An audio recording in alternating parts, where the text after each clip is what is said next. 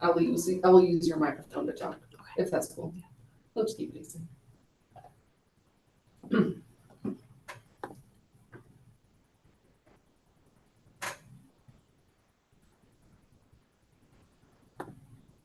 Good morning. We're just going to give it a couple of minutes to let everybody get into the room, and then we will get started.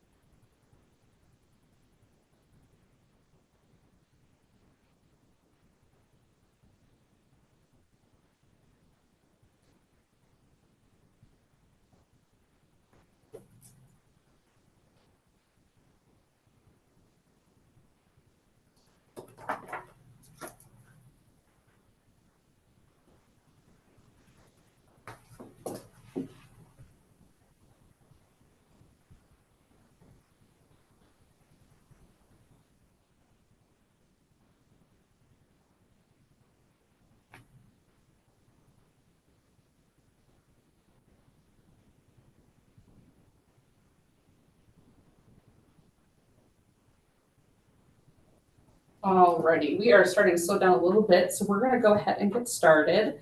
My name is Ashton Driscoll. I am the LTSS Senior Provider Relations Specialist with OMPP.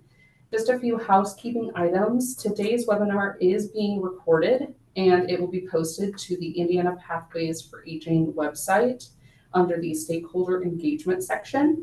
It should get uploaded in about a week along with a copy of all of the slides, so those will be available. Our Q&A box is open. We will try to answer some of these questions. The rest of the questions that are unanswered will be recorded, and we will take those back to our team to inform future FAQs. And just a reminder that the chat is also closed.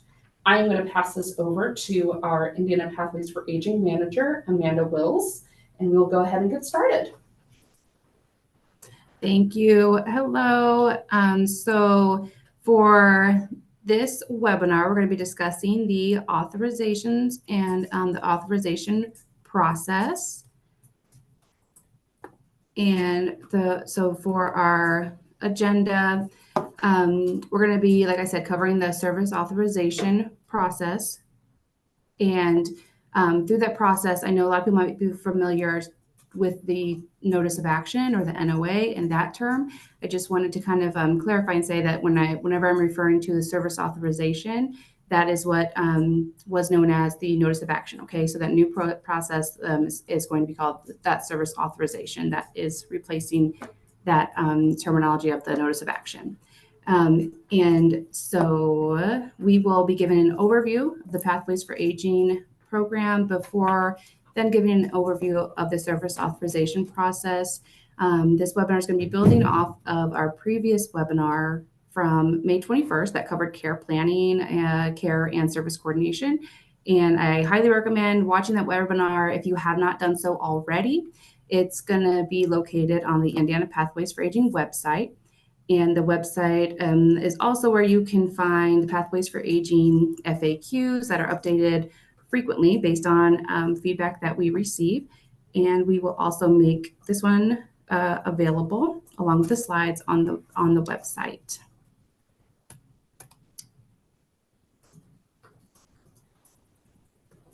Okay, we go to the next slide. And then the next one, sorry. I forgot to say next slide the last time. And then the next slide, please.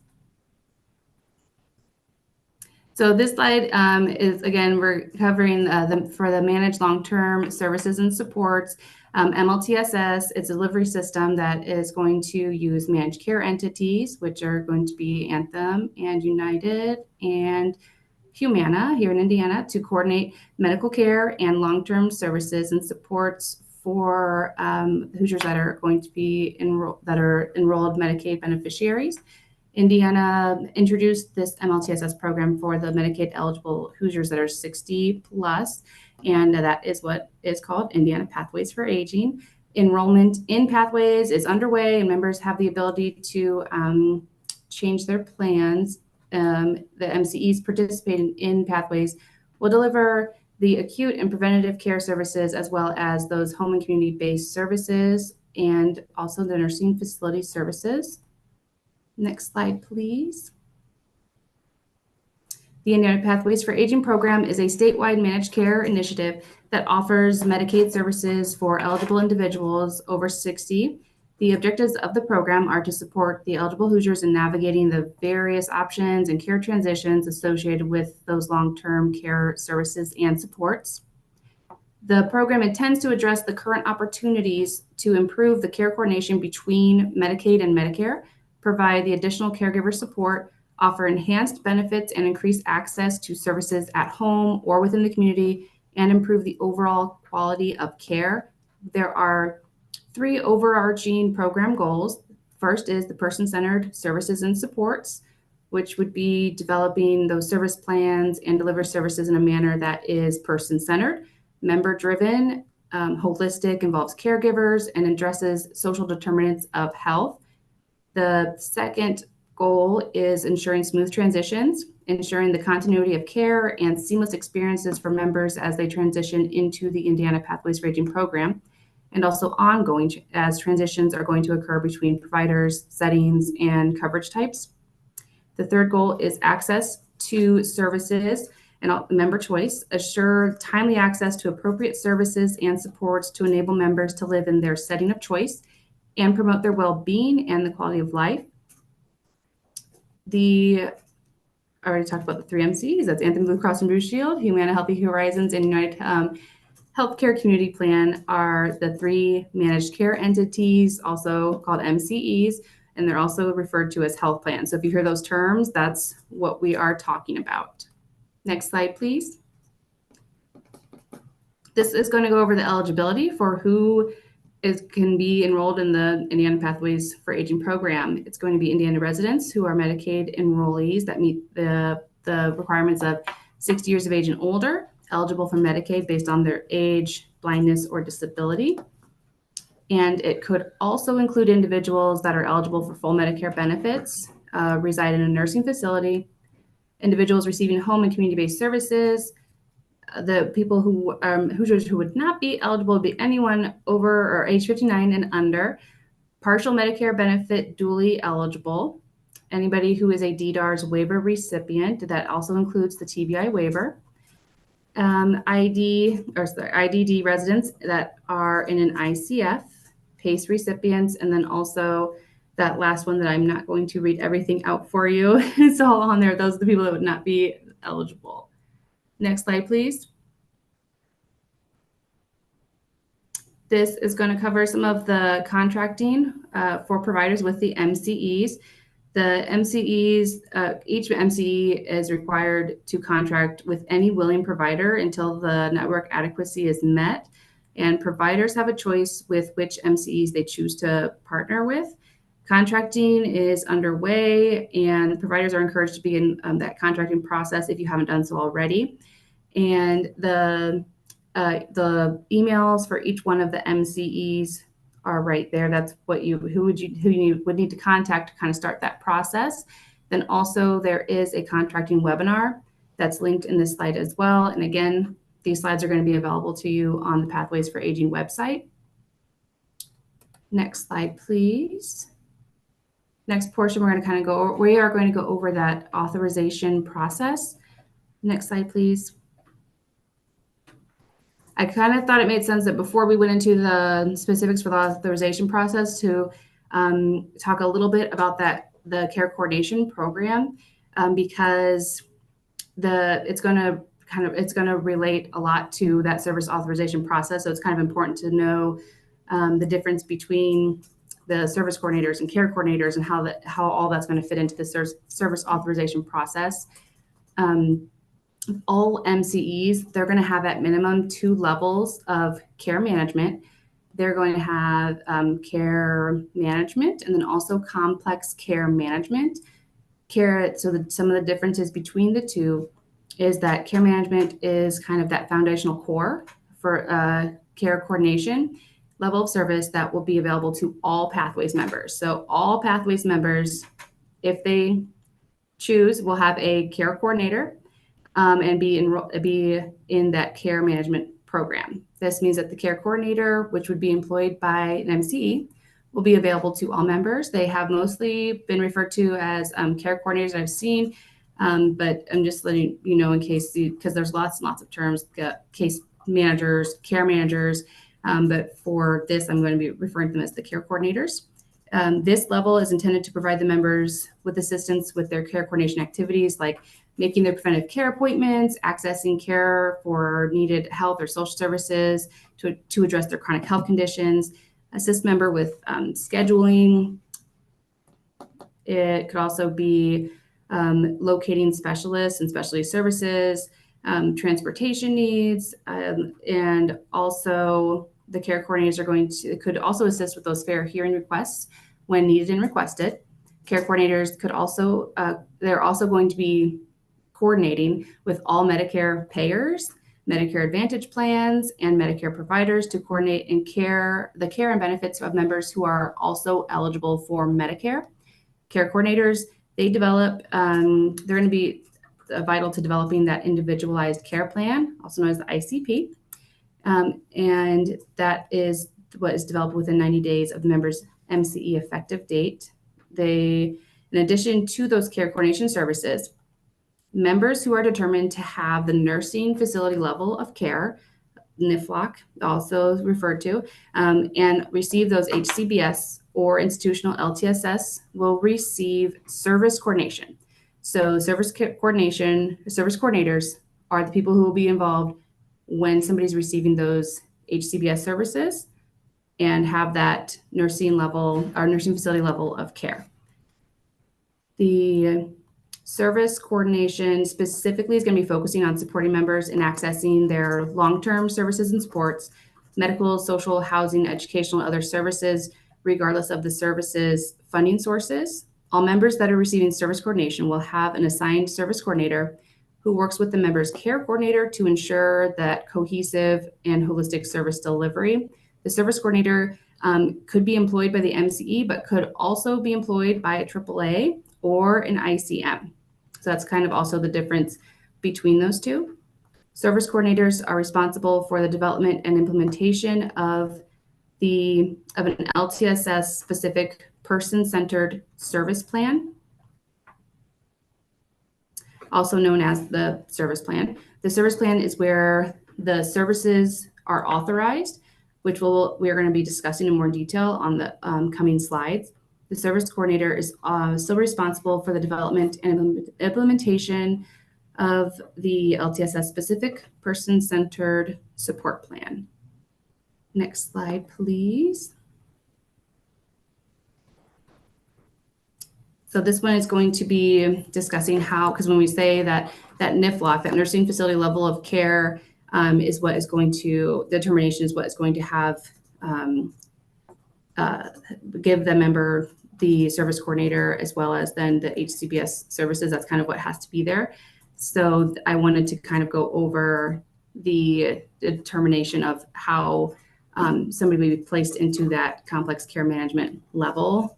So that's kind of what this slide is discussing. The members who are determined to have that NIFLOC and receive the HCBS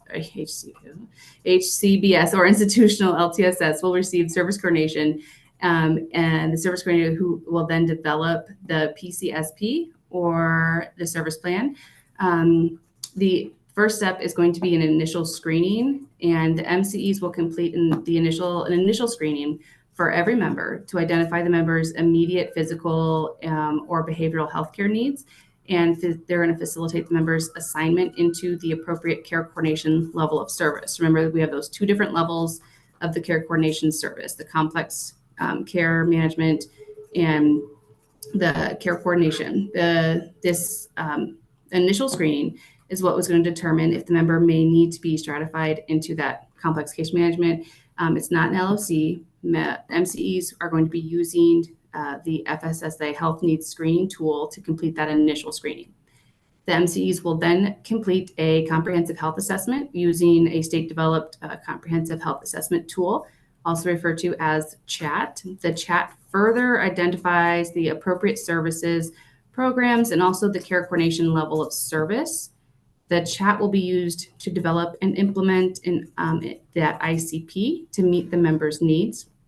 The health needs screening tool will determine if the member then needs to be referred to a AAA to have that NIFLAC assessment and determination.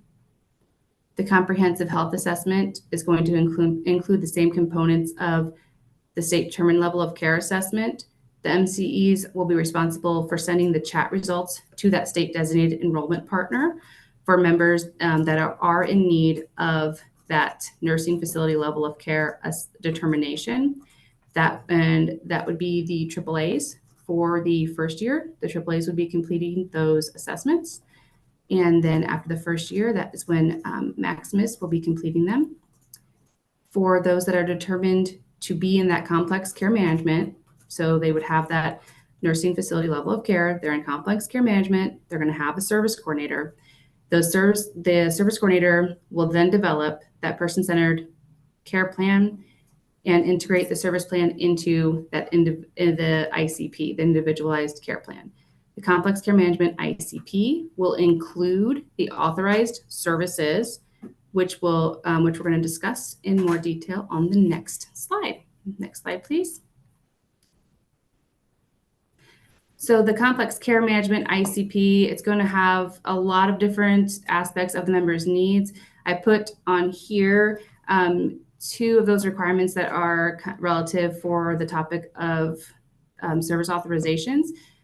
And that would be, so inside the ICP is where we will find the description of the services specifically tailored to the member's needs, the scope, the amount, the duration, and frequency of the services authorized, including any services that were authorized by the contractor since the last ICP was finalized that need to be authorized moving forward.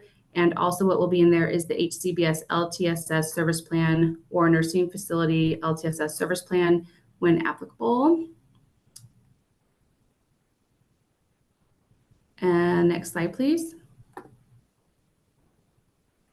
For members who receive the home and community-based services, the service coordinator is required to initiate a written service plan which addresses the members' LTSS and LTSS related needs, which they are going to be identifying, coordinating, and supporting the members in gaining access to the LTSS services and other covered services. They will be identifying, coordinating, and assisting members in gaining access to non-covered medical, social, and educational resources. And again, the inside of these, the person-centered service plans, they are based on the results of that chat or the LOC assessment. And they're going to be, and have also any supplemental LTSS specific assessments. The service plans are incorporated into the members' ICP to support that knowledge sharing and coordination across the interdisciplinary care team. The service coordinators, they have to use any information that's discovered during the previous care coordination activities, including information captured in any ICPs, to help inform their service plan development. The combined ICP and service plan will be considered the member's CMS required person-centered service plan. Next slide, please. So the interdisciplinary care team staff, or the interdisciplinary care team will give the member, as part of the service plan, a listing of the services and items that will be authorized. The list will include, at a minimum, the name of each service or item to be provided, how for each long-term care service, the units that are authorized, the frequency and duration of each service, including the start and stop date, and for each service, the provider's name. Next slide, please. Since we kind of discussed and talked about the ICT or the interdisciplinary care team, I just kind of wanted to lay out who all could be on that, because all of these people are going to be actively involved in the development of the service plan or the person-centered support plans. Under pathways, the MCEs they're going to be using that ICT for the coordination of care for each member that's assigned to the complex case management level of service. The participants on the ICT are going to be the member, and the MCEs are also going to use the skilled nursing, social work, behavioral health, anybody with knowledge of local community resources, to implement protocol-driven care modules for the members. It's going to include the members' care coordinator, the members' service coordinator for those members who have that nursing facility level of care determination. Any member selected supports, including informal caregivers. And then also the MCs, they must incorporate additional expertise that as needed based on the person's medical and behavioral health needs, any disabilities, pharmacy, environmental needs, and other urgent management needs. So on here, just some other people that could possibly be on that ICT, just depending on what's needed for that member. Next slide, please. So now I have some samples and screen grabs from the different MCEs just to kind of show how things will be laid out. This example here is from one of the service plans, a sample service plan from Anthem. The providers, so this is also for Anthem's process. The providers, they do not have to request authorizations. The service needs are determined through that person-centered planning process.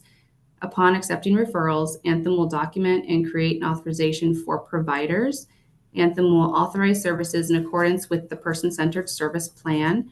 Providers can view authorization details and check real-time authorization status through Anthem's Care Central platform at any time. The LTSS services this is Anthem's process. The LTSS services are authorized as part of the person-centered planning process and development of the integrated care plan, individualized care plan, and service plan. Care and service coordinators complete the assessments and discuss needs with the member and family to determine the type, amount, duration, and frequency of all LTSS services. For the person-centered support plan, the members will receive a copy of the PCSP. Additionally, the HCBS providers will be able to access the PCSP in Care Central. Providers can view and attest to it. Once in their dashboard, providers will have several options for their members, including reviewing member details, claims, authorizations, and the PCSP. And as far as provider education, starting this month, Anthem will be providing education to providers on Care Central over the next 3 to 4 months. And we're going to have links to the MCE websites included in these slides. And that's where we'd be able to go to find the details about any of their webinar opportunities or their office hours or trainings that they have coming up. Next slide, please. These are some screen grabs of the HCBS provider authorizations that were provided by Anthem. It's just kind of showing the one on the left side, that would be the letter that would be mailed to, it would be a copy would be provided to the member and also the provider. And then on the right side, this is in that Care Central platform. And that's what the providers would see when they were inside of that platform, where they'd be able to then click on members to check the status of any authorizations. Did I miss anything? And also inside of that Care Central platform, which is inside of Availity. So you would go into Availity, and then inside of Availity, Care Central is kind of that hub specific for the pathways for aging providers or the HCBS providers. The provider can then drill down on the level of detail. And there's also Care Central training that's available to providers through the Availity Custom Learning Center for self-paced training. Next slide, please. And the next slide is just more screen grabs that Anthem sent over, just to kind of show examples of what providers would see inside of that Care Central system. Next slide, please. This is for Humana. This is a screen grab that's showing what their service plan would look like and what services are detailed and authorized inside of the service plan. The service plan authorization for Humana. Humana partners with the members to support the development of its member-directed service plans to deliver those services. And the members' designated representative, providers, and all others involved in and or responsible for the service plan and its implementation have to sign the service plan either electronically or in writing for it to be completed. The member's service plan is the authorization for services that are going to be delivered. Humana Healthy Horizons does not require providers to submit additional authorization requests for the services. The service plan is the authorization for the services. The member service plan is integrated into the member's overall ICP.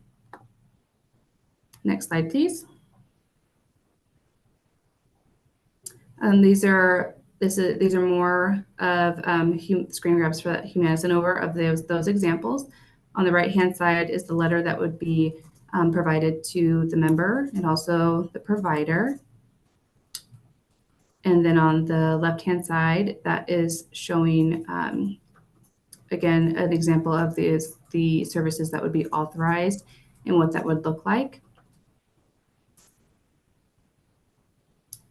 Next slide, please.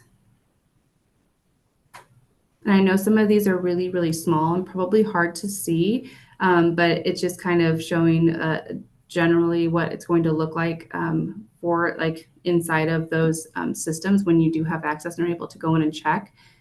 This is for United, and this is showing like a high-level view of the person-centered service or care plan. The Pathways members will receive the signed copy of their approved person-centered service or care plan, and that's going to come through the care coordinator or the service coordinator. If it's for HCBS services, then it'd be the service coordinator would help develop that service plan. The care plan and service plan are going to be in one document. Next slide, please. This is showing what it looks like inside of United's portal. The members' authorizations will also be accessed through that UHC provider portal, and that's where you'll be able to look up the service authorizations, the care plans, and everything that you would need for the members inside of United's portal. Next slide, please. This is showing the approval letter for when services are approved and authorized for a member. This is another example of the letter that would be provided to the member and also the providers. And the providers are going to receive a copy of the member's person-centered service plan and authorizations via fax or email based on the provider's preference. Next slide, please. We're going to be talking about what you can expect as providers soon. Next slide, please. So for this, ultimately just remembering that there's going to be that continuity of care for 90 days. And a part of that, the services are going to have auto extensions for everyone to ensure that providers will be reimbursed for any services that are provided after go live. This is also going to ensure that continuity of care. Providers will receive a notice from CAMS on July 1st of the extension, just like what happens today. And we are working with the MCEs to ensure that they are also extending those service plans that expire on June 30th in their systems at the same time. There could be changes to service plans in the first 90 days if the member's plan date ends before the first 90 days. That's when there could be changes that happen to those service plans. Providers are going to continue to provide services and should check both the IHCP portal on 7/1 to check for members' eligibility, as well as starting on 7/1, checking the members' assigned MCE portal in order to view their authorizations. There could be changes. I already said that part about within the 90 days if the member's plan date ends before those 90 days.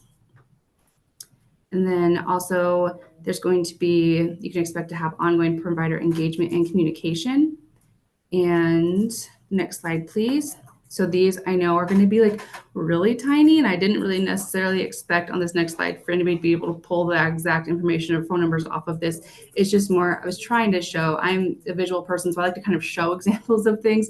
It's just showing there's so much resources and tools that are available on the providers' websites. They've got the provider relations maps where you can see who you would need to get in contact with if you need any help with anything. Also, it's going to list out any contact information. There's also going to be for the other resources, there's going to be education, training, newsletters, the updates, and also if there's any information about office hours, webinars, anything that they're going to have coming up, it's all going to be on that website. And I would recommend bookmarking each one of those websites just so you will be able to quickly get to their information to get any kind of necessary education or updates. Next slide. So where to find key materials, the provider manuals are available online for each one of the MCEs, and we have links that are going to be provided to you in the slides once those are on the website. Next slide, please. And this is showing what is going to be available to you on the Indiana Pathways website as well. And the agency advocate has the links to the general FAQs, promo kits, notices, and also plan comparisons. Anything and everything you might need for information about the Indiana Pathways program is going to be on that website there. Next slide. That was everything that I had ready. I know if there was anything that was not able to be answered in that Q&A, we'll definitely be taking those questions back and providing the answers as soon as we can. And is there anything else that I need to do before we are done? I don't think so. Thank you guys so much for joining us today. And if you have any other questions, please feel free to send them to our back home inbox. That is backhome.indiana@fssa.in.gov. And as a reminder, again, this webinar was recorded and the slides will be available on the Indiana Pathways for Aging website. That is www.in.gov/pathways, and that will be available in about a week. Thank you.